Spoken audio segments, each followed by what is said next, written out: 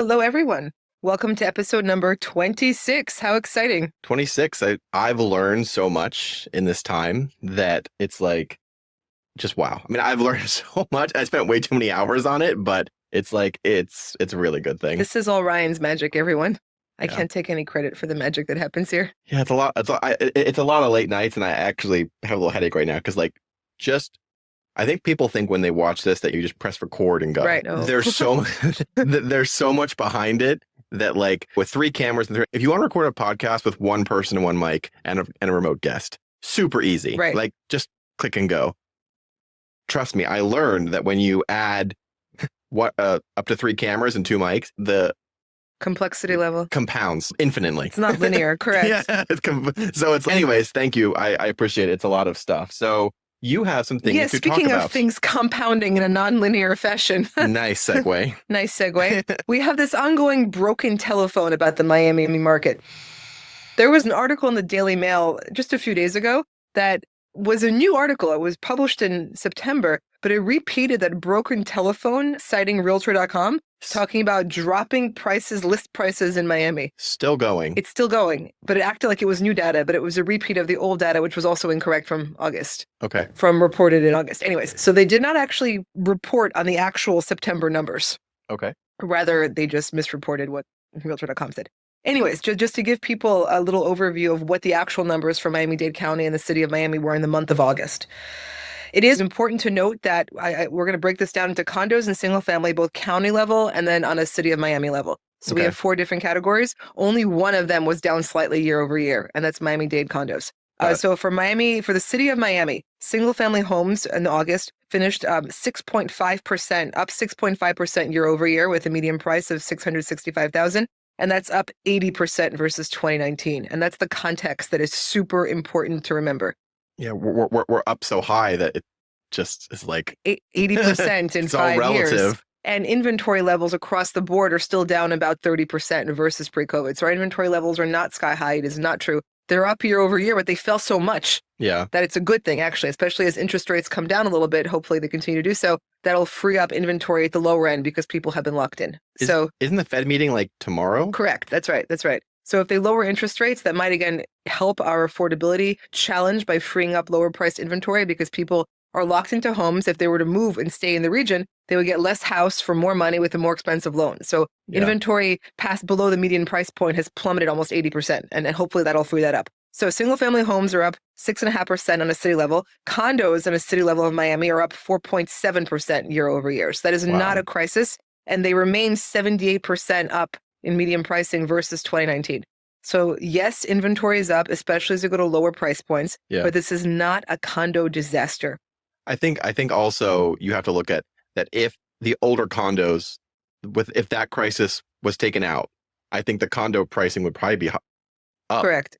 A lot. Correct. Because when you isolate for newer product, that's where you see the biggest divergence. This is with no segmentation. Now on a Miami-Dade level, no, I'm sorry, that was incorrect. Miami-Dade single family homes are up 4% year over year. Now we're going to go to condos. Miami condos are up 3.1% year over year on a city level. On a county level, they're down 1.5% year over year. Okay. So the city of Miami is up 3.1% year over year for condos. This is closing at the month of August, remaining up 77% versus 2019. And on a county level, we're up 72% versus 2019 and down 1.5%. So why is the county down 1.5%, but the city of Miami is up 3.1%? Because the county, of course, encompasses a larger land area that is further away from the financial core and has more older inventory. And it is the older inventory that is pulling the market down. Yeah. So to your point earlier, if we were to segment and isolate for newly completed product and product at high prices per square foot, and then especially isolate for product that is single family home replacement, that is not a condo hotel, then we see the market continuing up because there's no supply. Yeah, it's funny. This whole broken telephone thing has been very entertaining because it's been going on for like 2 months now. It's amazing. It's like the same story. Yes. Just one of my friends on Twitter, Michael, he said, these stories always start when it gets cold in New York City. Always. They always start like these, not rumors, but shady stories about mine when it starts getting cold in New York City because everyone gets depressed. And they're questioning life. Yeah. Yeah, they're like, why am I not there? Oh, it sucks there. I don't want to be there anyway. Yeah, exactly. So it's like that. And it's not just the news articles. It's people on Twitter and pundits and whatever. It's always, here's another one for the A16Z. Recently got out of their lease on Miami Beach. Nice. That was not news. Correct. It was not news. It was not new. And it was not a surprise to anyone. That office they got, and literally no one ever used it.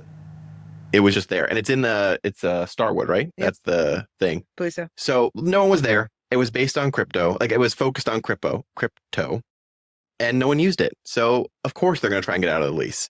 And on that same note, they never tried to interface with the local community. Correct. They did their own thing. Like, they never went to they never had a presence at any of the events. They never sponsored anything. Trust me, I do all the events, so I would know and they didn't. And the interesting thing is, they may have closed the office, but the people the A16Z people who came to Miami are still here. The very high level executives and partners, and they're still here. May not have an office in Miami Beach anymore, but they're still here. Correct. Now, on the topic of office, we had some really exciting news. Yeah. We had the renderings for the Citadel headquarters released, and then also Banco Santander. I don't know if I'm mispronouncing them. I don't know how to pronounce that name, but like Santander. But they're going to demolish their existing structure and build a 40-floor one in its place. So it's 2 million square feet of office coming to Brickell in the next few years. Class A, which is astounding. Is that Citadel and combined? Okay. It's about 2 million square feet of Class A office coming to Brickell in the relatively short-term future. And that is huge, and I think it's underappreciated. And I think also not including that is the new Key International building. Not included in that. That's right. That's going to be there as well. And I believe there's one more somewhere in there. I'm missing it, but it's Swire. Oh, that's right. Swire, if they ever start on it. But they did finish demolishing the building, so it's there. I think you will see probably most of those completed or built. Swire is a little iffy right now. It depends. But I think most of those will be built, and I think they'll be leased up. 830 Brickell set records. Correct. So I don't see any reason why they wouldn't. And we don't have a lot of Class A or double Class A, triple Class A, whatever it is. We don't have a lot. We don't. I've said this before, but Miami before the pandemic and still to this day still is like a reverse downtown. We have more people living here than working here.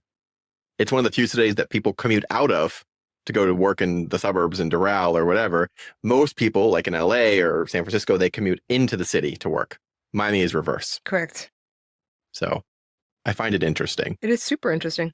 But yeah, and I mean, there's just so many projects. Like the Santander one is very well designed. It's beautiful. It's beautiful. I love the outdoor space in it. I think it's going to be something. Citadel HQ is beautiful also. Yeah. Really nice. Great outdoor spaces. Really well designed building. Yeah, and they're using the parking across the street, so they don't have to build a podium. So it's going to be like the offices come right down to the ground floor, which is nice. And there's like a wide bay walk. It's going to be really nice. Really nice. Really good integration and a hotel. With the neighborhood. Yeah, hotel component. That's right. So I don't know. I'm really bullish on that, and I think Miami has a lot of room to grow in the office space in general. Hugely. Now the question is, where will all those people live? I did a little deep dive into the Coral Gables and Coconut Grove single-family home market this past week. And they are so far out. It's probably some of the best performing submarkets in the region because that's that spillover. Where do people go? Yeah. And the market is just tight. Prices, the floor of the market keeps rising. And it's going to be a challenge. Well, I don't think we've even seen it, begin to see it because you have those people like Citadel coming in and Microsoft, and those executives are going to have to live somewhere. Yep. And they're going to want to live close in. The roads, Coral Gables, South Miami. Oh, speaking of South Miami, totally off topic, but did you see the pictures from Sunset Place? Sunset Place, in case any of you people don't know, is a long dead mall. Long dead mall. It died way before COVID, I would say 2013, 10. One of the things about Sunset Place is it was built very much like a 1990s mall. It was all inward facing. There was basically no shops around the exterior. You had to take a car there. It was on like a 70s template of a mall. And it never worked. It's actually 1, 2, 3. I think it's the third redevelopment of that site in 60 years. There was a small shopping center there. They demolished something called the Bakery Center. That was only there for 10 years. They demolished it and they put Sunset Place. And then Sunset Place lasted about 10 years as a fully fledged shopping mall. And it's always been the same. It's always been like a very inward facing, like self-contained mall. This new thing by some really cool developers, architects called Heatherwick, I believe is their thing. They're building it to integrate with the downtown Miami, South Miami streets. So you feel like you can walk around, go to the external shops.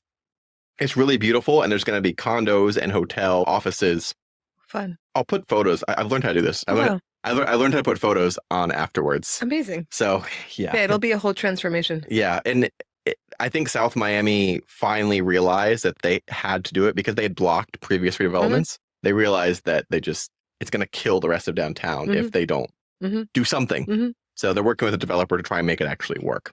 That's wonderful. Yeah. So lots of cool projects. Speaking of projects, I went to Wynwood last week and did a scooter tour of it. Oh, yeah, it was great. Yeah. It was fun. I had a blast. I just took my camera and my Ray-Ban glasses and went around, and I spent about 2 hours and I didn't even get to see every project. I saw about 20 of them probably. Oh my God. And I didn't come close to scratching the surface. There is so much happening in Wynwood. It boggles my brain, and I find like new projects every time. Oh, there's a new one. There's another one. So they're multiplying. Yeah, they're multiplying, and I think it's good. Wynwood has a very particular product, multifamily mostly, designed for younger people. The places are smaller, so they tend to be a little bit less costly. There's even some innovative ones where they rent by bedroom and short term. I think Wynwood is very good for that product. Agree. And that's part of the fact that Miami's not afraid to build and the housing stock is filling in. Yeah. It's a great thing. Yeah, I was having an argument with someone on Twitter last night, and they were like, it was at Sunset Place, and they were complaining about the fact that there was going to be more condos at Sunset Place. And I was just like, we've had this conversation before, and we tread over at the same time. It's just people do not understand supply and demand. They just don't. More supply is good for prices, everyone. Yes. Of any type. Yes. Actually. Oh. Put it on the market. It takes pressure off. It increases. It's simple. Supply and demand. Yeah. I'm almost like tired of explaining it by now because it's just, I don't know. I don't get into Twitter arguments. When someone is stupid on Twitter, I just have this button that goes off in my head and they cease to exist. And I just put them away mentally. That's also a very Sagittarius move. Oh. We do that. I'm like, and this person no longer exists. Done. I don't want to spend 10 seconds of my precious life talking to this waste of space. That's what I do. Yeah. It's just the math is very simple. If you lost a lot of demand, the prices are going to go up. If supply does not meet that demand, prices are going to go up higher. Yeah, of course. You add more supply, prices come down. It's literally that simple. And another high rise that people can't afford. I'm like, well, all housing is housing. It takes pressure off the market. All housing is housing. 1,000% correct. And it doesn't matter if it's Section 8 or ultra luxury. All housing is housing. It adds to the pool. Yeah. And there's tons of data. It's a real thing. Yeah. And housing affordability is measured in decades. Yes. Like all Class A eventually ends up Class B or C. Correct. That's how it works. And again, what's the stat we love to say is that Miami has more multifamily units under construction as a percentage of existing inventory than any large city in America. And that is a great thing. That's like a round of applause for Miami. That's a great thing because it's accommodating the continued wealth and talent migration. We're building the city of the future. Oh, do you want to touch on that story? Oh, yes. So I've been harping on the press getting things wrong. Well, kudos to the Wall Street Journal for accurately reporting on this data from the IRS, which quantifies the flow of what they call high-value tax earners. So people filing over $20,000 more per year. And they had a story this last week called the brain drain. Because the data was subdivided back in 2022 by the IRS to show like age groups. And so this data showed that high-value millennials were moving in the largest quantities towards Florida. We're getting 4 times as many as number 2, which is Texas. Yeah. And so the IRS doesn't do this every year. Who knows why? But in 2022, they provided it's all on the IRS website. You can look at it. It's not proprietary to the Wall Street Journal. It's been there for 2 years. I've been using it in presentations for the last 2 years. This data has been in all my slides for the last 2 years. Yeah. When I spoke at Rock the Market, it was on my slide. So the Wall Street Journal had this article this week talking about it, but it was presented like they cited the data properly. It says 2022 IRS data, but it was published almost like this new revelation. Oh my God, this brain drain coming to Florida. And people are reposting like crazy. People are sending it to me. Hey, did you see this? And I'm like, yes, I've been incorporating this into every presentation I've given for the last 2 years. It is one of my main variables indicating why I believe in Long Miami, because it's a forward-looking metric that we're getting high-value young people who are moving here. Yes. The Wall Street Journal did provide great branding. I have not called it a brain drain, and I will do so from now on, because I'm speaking again next week, and I will have this again in my presentation. What are you speaking on next week? It's a conference in downtown Miami, and I just spoke to them, and I forgot what it's called. So. Oh, okay. I'll put it up. We'll put it up. Alas, I forget details named. ADHD. Correct. We all have a piece of it. If I drove a car, it would be a disaster. I'd forget where I parked it. It wouldn't have gas. 1 month of driving calamities would cost me 10 years worth of Uber. It wouldn't change the oil. It's bad things. I would lose the car. I'd lose myself. I don't even know. Oh, I'd be like, Ryan, my car's not starting. Where are you? I don't know. That's what would happen. Wow, I love it. I keep saying this, and sometimes I feel like a broken record, but there's just so much happening still in Miami. So much. And I feel like when the Fed started raising rates and all that, it really caused problems in other parts of the country, especially in the multifamily apartment sections, anything below ultra luxury. I was walking around that 5th and 6th Street yesterday, where 6 over the Gale is and all that. I was just standing there between Ocon Tower, Gale, My World Center, the Crosby, downtown. I sent you a video from there, right? Yes. I listened to the video. I'm like, what are all these projects here? Yeah, I was just saying there. I was like, this is almost unbelievable about what's happening here. The street's going to be chaos for 2 years. That's going to be ridiculous. But you're making something out of nothing, and a huge variety of product levels, from ultra luxury to attainable to short term and hotel products, all in basically 2 blocks. Correct. It's pretty amazing. It's amazing. Every time I'm in the Gale and I stand on one of the amenity floors and I look out that window, like the 9th floor, 8th floor, and I send Ryan a video every time. I'm like, look at all of this. And I take this video. We could put the video here. We put the video. Yeah, we'll put the video. And you can see from a kind of a little mid bird's eye view all the activity there. It's astounding. Yeah, and that it's interesting because that is just one small section of it. In that Park West, My World Center area, there is just, that's my next tour I'm going to do. I'm going to do My World Center and Park West. There's so much happening there that they're building an actual city there. It'd be the population would be that of a small city. It's pretty amazing. And then also on the other side, you have the 11 district, you have the 311 towers. And also I was posting yesterday, they're doing the project in Overtown proper. Oh, sorry. 1 West 12th or 12th. That project to me is very interesting because Overtown proper, which is over the tracks, that's the actual definition of it. There's nothing has happened there beyond affordable and attainable housing in about 20 years. This is the first luxury condo product that I know. And that is potentially interesting because once that sort of happens, it'll be interesting what the rest of that unlocks. Agree. Yeah. Agree. It keeps spreading. Yeah. And then also, it looks like the Target and Aldi is getting ready to open on 5th and 6th by Brightline. So you're going to have groceries, you're going to have Target. And like I said, you have to go back and look what this place looked like 15 years ago. Completely different.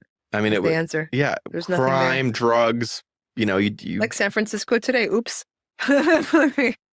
Oh my God. Let me stop. I couldn't help myself. Crime, drugs. Well, on that topic, I saw a thing. Was there a poop map though? There wasn't. Yes, there was a poop map. There was a tweet that I saw about San Francisco, and someone said San Francisco is like a city size WeWork with crimes and drugs. Oh, that's interesting. And you have to dig a little deeper into that because what they meant was that the city has really nothing except for work. Right. There's nothing there. Right. San Francisco doesn't really even have a lot of culture left because it really got just overrun by the tech ecosystem of it all. It doesn't really have culture. What are these articles recently about the movie industry departing Los Angeles? Yeah. That's something. I think it was in the press last week. Yeah, but also the guy on Twitter, the guy that always talks about development in LA, Moises. Oh, yes. Is that his name, Moises? Yes, I think so, something like that. He was saying that a lot of his friends who are in the production are leaving. Yeah, that's right. Yeah, that's what I'm saying. When I keep talking about momentum cycles, these things are very hard to reverse because the underlying conditions causing them tend to permeate, tend to strengthen, and tend to spread. And it's just that internal disorder cycle, and it doesn't revert. It doesn't just turn around. It's going to continue. And I think it will just accelerate after the election, regardless of who wins, because half the country is going to be pissed. Yeah, someone's be mad anyways, so it's half the country. Yeah, I know. So, and that's what I've always said. I've said this for years: is that we are very lucky here that Miami is less affected by national politics. To a point. Like, I mean, yes, we still have the same laws and rules as, well, mostly the rest of the country, but we're just not affected. It seems less contentious here on a personal level. People don't get as mad about it. Well, people still get mad, but if we were on opposite ends of the spectrum, we'd be like, okay, cool. What do we just won't talk about it. Right. That's what I mean. Yeah, it's less of a militant type thing here. Yeah, it's okay, cool. You're on that. Maybe it's because there's so many Latin people here and people are more chill. Well, I've never heard I wouldn't classify my Latin friends as chill. I love them.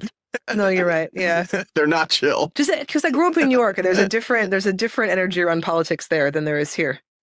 Well, yeah, because New York has like a different kind of crazy. Right.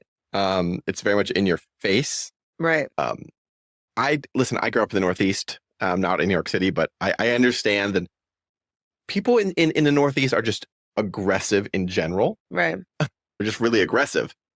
Here in Miami, they're more energetic, and I would say like passionate. Mm-hmm.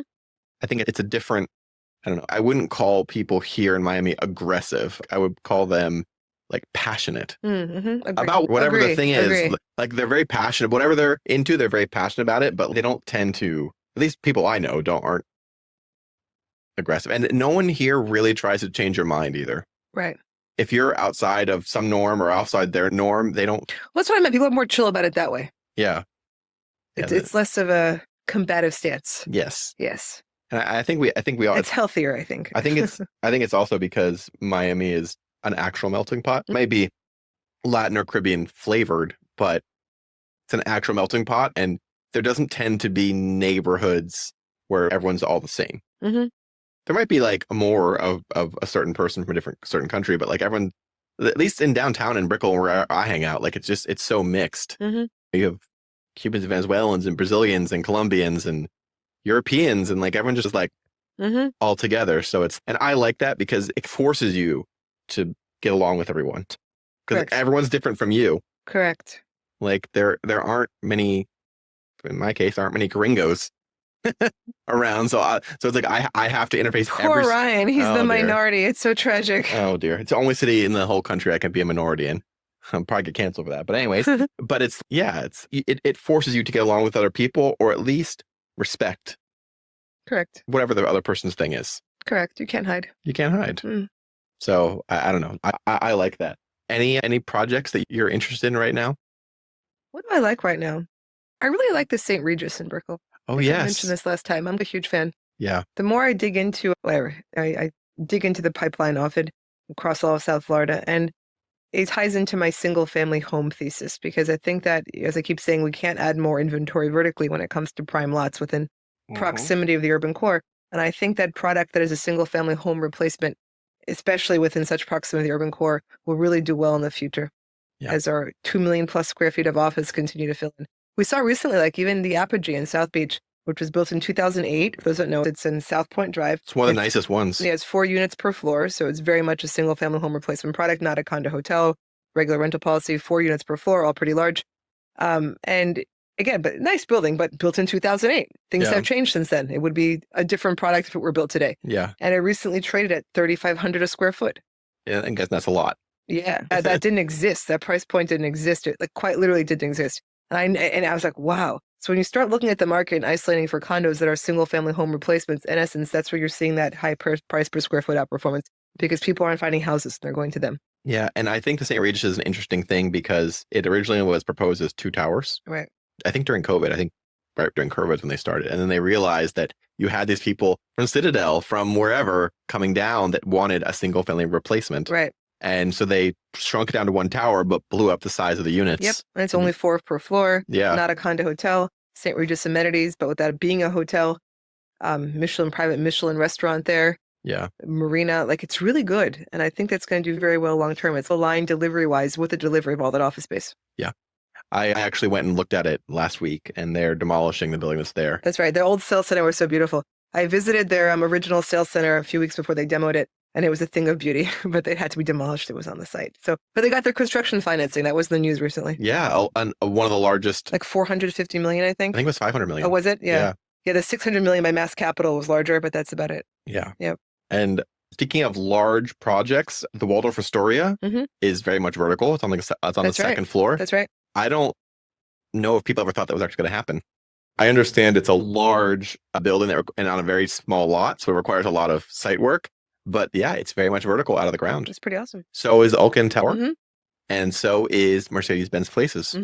All of them are out of the ground. Super fast. And I think almost all three of them are considered super talls. Right. So we're going from 0 super talls to 3. That's amazing. In 3 to 4 years. Of course, we're capped by aviation requirements at 1,043 feet. I know. I know. The airport's right there. What can we do? 1,043 feet is the max. I think that's the price we pay for a convenient airport. I'll take it any day. Yeah. I grew up in New York City.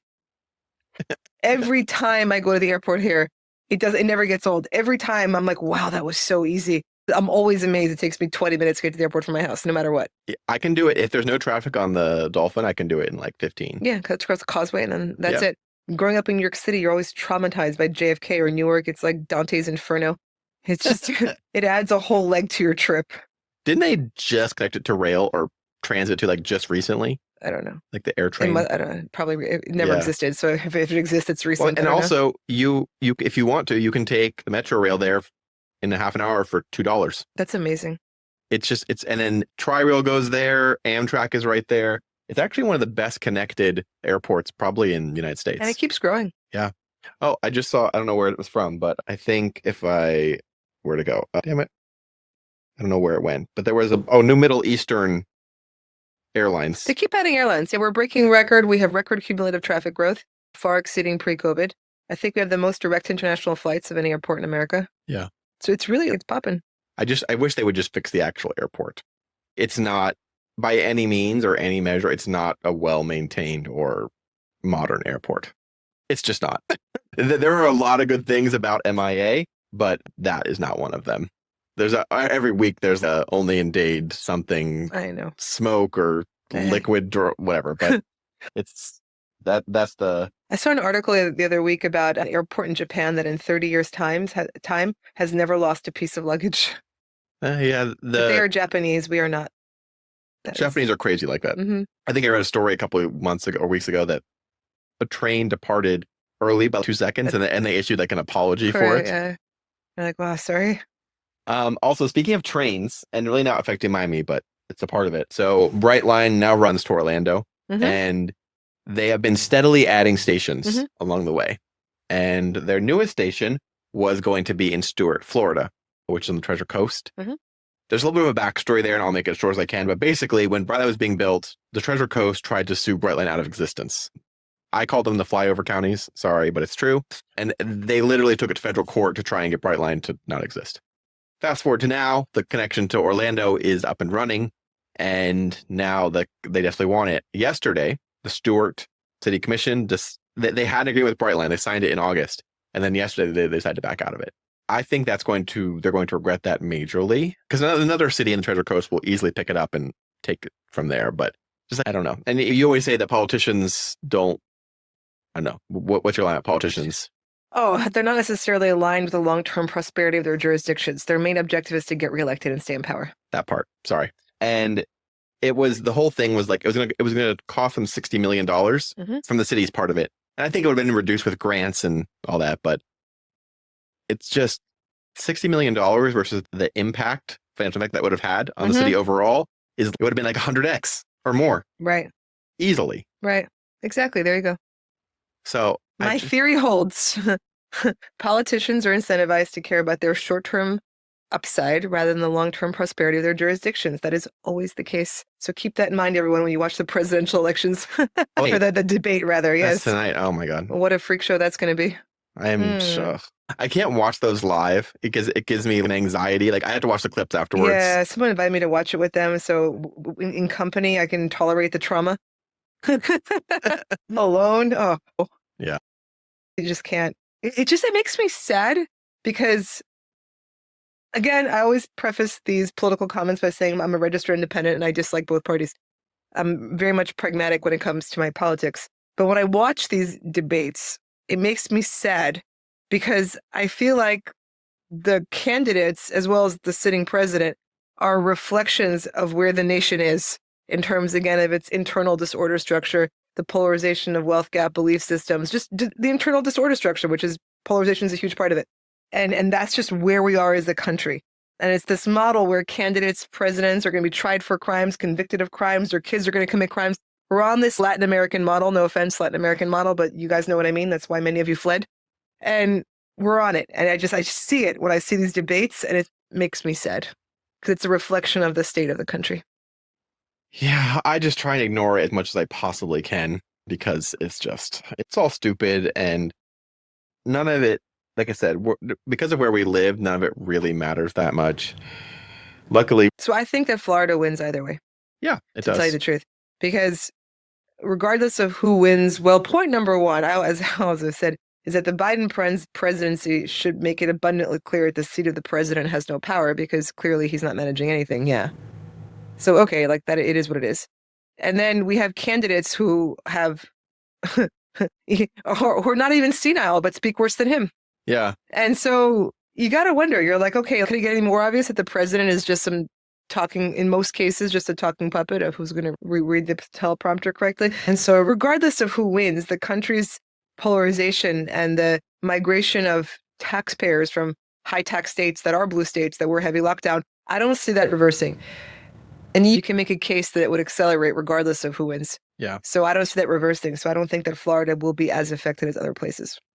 And I think we're going to continue to build here. Mm-hmm. We like building things, and that's where a lot of our GDP comes from as a state because we don't have an income tax. Yep. So when we build, it makes the state money, it makes everyone else money. I think that's also, people have to realize that us not having an income tax is a direct reflection of that. Of being a developer, a build-friendly state. Correct. Agree. It wouldn't work otherwise. Agree. So, yeah, there's just so much happening. Trump said if he wins, he's going to appoint Elon Musk as, what was the official title? I forgot what it's called, but Elon was tweeting this. He'll go in there in some capacity and eliminate government waste, like how he fired 90% of Twitter and it still runs. Heaven help us all. Wouldn't that be fantastic? Yeah. I'm a fan of that. It'd be like the Argentinian. I'm a huge fan style. of that. All the government is just a giant corrupt money laundering mechanism. Like truly, you have career politicians on both sides in there for decades. They have no accountability. And it's clearly, what are they doing? Like where does money go? Nobody knows. Yeah. And it's like how California literally stopped reporting on how they're spending money they take for homeless programs. Yeah. They just stop reporting it, where the money goes. The country does that at a larger scale. And there's no accountability. Nobody cares. And it's just incredible. So to have somebody go through that and actually cut I would rather burn money than give it to the federal government. At least when you burn it, it's going to generate heat and potentially warm your house. It'll do something. Did in Germany after when they had the hyperinflation? Yeah. Hyperinflation. There's a story that when Pablo Escobar, the famous drug cartel leader, Colombia, who at one point was sitting on many billions of dollars of paper cash. He had a rot rate of how much of it was burning every month, like crumbling every month. Okay. He had an actual rot rate from the paper currency. And it was in the many millions of dollars. Anyway, there's a story at one point when he was fleeing, people trying to catch him, and he was with his daughter at the time. They were in some place in the caves or wherever they were in the outdoors in Colombia. And he was burning wads of cash to generate heat so that they wouldn't freeze at night. That's what I would do rather than give it to the federal government. I'm dead. Oh boy. Yeah, I don't know. I think most government is inept. It's just the levels of ineptity. We're at the phase of the empire where the levels of ineptitude are just going to keep growing unless there is a drastic reversal. Yeah. Like firing 90% of them. Yeah, and that's why I tend to focus on what I have right here in front of me in Miami-Dade. It's like I can't fix America. I can't fix Florida. No. I can maybe work on fixing my neighborhood. Correct. 1,000%. And that's why I always tell people not to get upset about these things, because you getting upset or anxious doesn't actually change anything or solve anything. It is what it is. Empires have cycles. That's a cycle that we're on right now. And the best we can do is to try to be in a place that is on some type of ascent that is relatively, and honestly, this is the best time to be alive. So I'm not even complaining. Yeah. Whenever people complain, would you choose to live 50 years ago? I would not. Would you choose to live 100 years ago? I would not. I think 50 years ago, you wouldn't be allowed to have a credit card. Correct. There are all sorts of weird laws. I know. Correct. And we forget what segregation was. Yes. When Muhammad Ali trained in South Beach at the Fifth Street Gym, he had to go stay in Overtown at Heritage House. What is it called? That hotel. It's still there. Yeah. They have a whole rooms where he stayed and Malcolm X stayed. So he couldn't stay. When Sammy Davis Jr. played, he couldn't stay in the hotels. Who was it, the famous actor? He actually got mad at, Italian guy, very famous. Robert De Niro? No, not De Niro. Back in that day with Sammy Davis Jr., old blue eyes.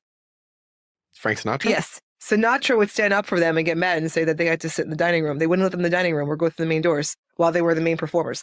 This was not that long ago. Ali had to cross the bridge to sleep. Well, they also had Virginia Key. Used to be like where black people would have to go to the beach. They were not allowed to be in Miami Beach. This is not long ago. There are people living today who remember those times. Yeah. Also, this is fun. Not that part, but I saw a photo. You sent me a photo, I think, of girls wearing bikinis in Miami Beach in the 50s, and people were like picketing them. Oh, yes, I sent you that photo. They went to hell for wearing this bikini.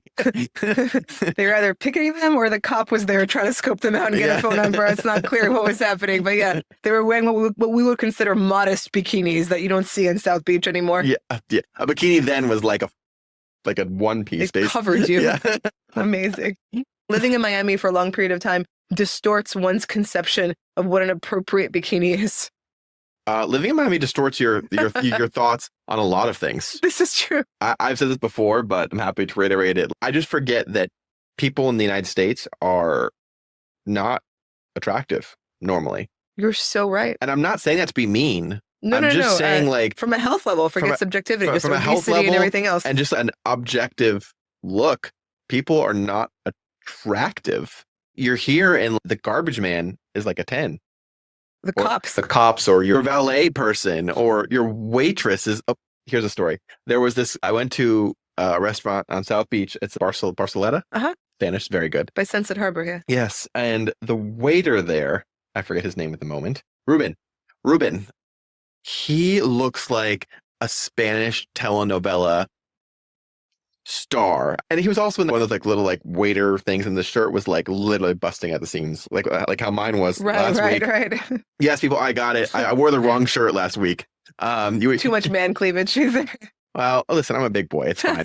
It's fine. But I'm just saying, oh my God, I have so many focus. I'm trying to not ABD, but I realized that a lot more people watch this podcast than I thought, because people who I don't talk to on a normal basis tell you about it, texted me, and they're like, Ryan, you should wear a different shirt. That's fantastic. I was like, okay, thanks. Haters. Well, not haters. I'm kidding. I get it. Like, it's fine. It was the wrong shirt. But I'm saying people who I don't talk to on a normal basis. It means they're watching. Fantastic. So I was like, okay. Anyways, back to this other story. This waiter on my beach is perfect. Just like a Spanish Ken doll. And he's a waiter on my beach. And I went to his Instagram, like maybe he has an OnlyFans, maybe what? No, he's just a waiter. Wow. And I was just like, and he does modeling and stuff, but I was just like, that's just wild to me. So God bless Miami. Yeah, I love it. It's also a problem because when hot people are always around you, it's like looking at the sun. Your eyes can't rest anywhere. Like you just can't rest on a normal average person. These are the problems of Ryan's life. He has overstimulus. It is. He's going, where do I look? Where do I look? It's true. Like, I understand why there's so many, why Miami has a reputation of like cheaters and stuff, because it's like, it's everywhere you look, like you can't escape it. If you were in a married relationship, you're just going to be bombarded by insanely hot people all the time. It's a hard life. Yeah. It is a hard life. Anything else you'd like to add? That's it. Okay. Yeah, I think for me, it's just like, we're just going to continue to see this. I think with the Fed cutting rates, we might actually see some more projects popping off. Yeah, and it'll help our affordability. That's what I'm most optimistic on, is cutting rates might free up inventory at the lower segments, especially the single family home market that have all but disappeared. Yeah. And that's a very good thing. Yeah.